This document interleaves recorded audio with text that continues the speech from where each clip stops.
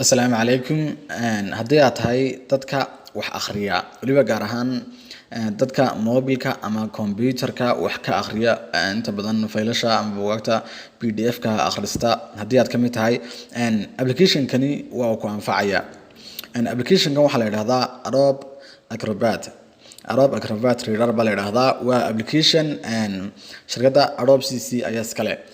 Application-kani waxa uu ku sahlayaa markaasi in aad si fudud u akhrisato PDF-ka ama buugga aad akhrisanayso si safety oo markaasi indhuhuna ayna waxba ka noqonahayn adiguna markaasi aad ku raaxaysanayso qoraalkii iyo waxay akhriinaysay. Tusaale imika buugtan kamida ayaan eegi doonaa halkan igu jira.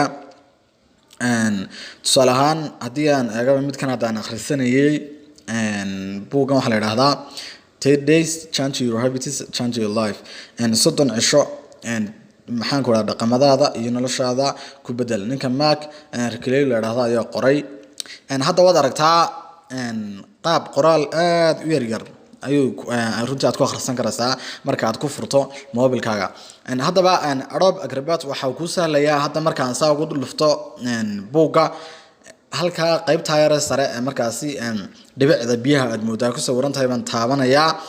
Halka markaan active gareeyo qaabka uu noqdo ilaag qaab runtii aad iyo aad u soo dhow aadna u kala baxbaxsan oo markaasi aad ka si fiican u akhrin karayso ayuu noqonayo qoraalkii oo adiga arkaya aad baa runtii markaasi aad ku cajabinaya.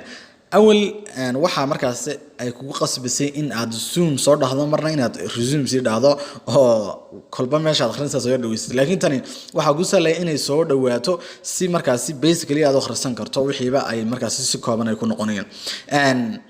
Haddii aan saddexdan xiriijimada xagga sare saa ugu dhufto waxa uu soo saaraya chapter-radii oo si fiican u kala yaala. Hadda wadiga arkaya dhammaantood chapter-radii ama cutubiyadii meesha ku jiray si qurux badan ayay u habaysan yihiin. Ka aad rabtay aad dooranaysaa.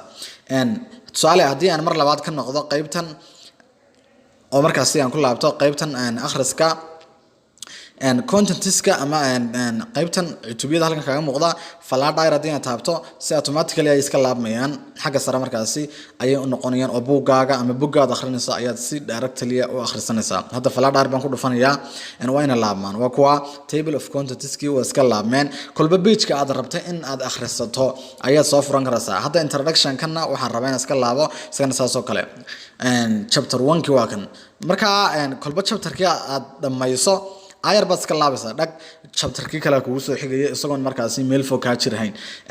Waa application runtii haddii aad wax akhrisan jirtay aad ka faa'iideysan karto oo markaasi wax akhriska ka saacidaya indhaha iyo aragga iyo markaasi qaabka aad qoraalka ugu raaxaysanaysaba waa ku faa'iideynaya. Sidoo kale waxaad ku xidhan kartaa PDF maxaan ku raadayay Google Drive-kaaga aad ku xidhan kartaa. Sidoo kale OneDrive-ka aad ku xidhan kartaa.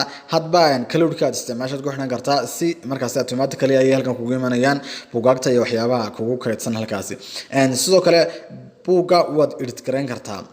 Qaybtan waxa ku soo saaraya edit PDF create PDF laakiin qaybtan waa premium oo lacag ay kaaga baahan karaan haddii markaasi aad u baahantahay inaad edit gareyso.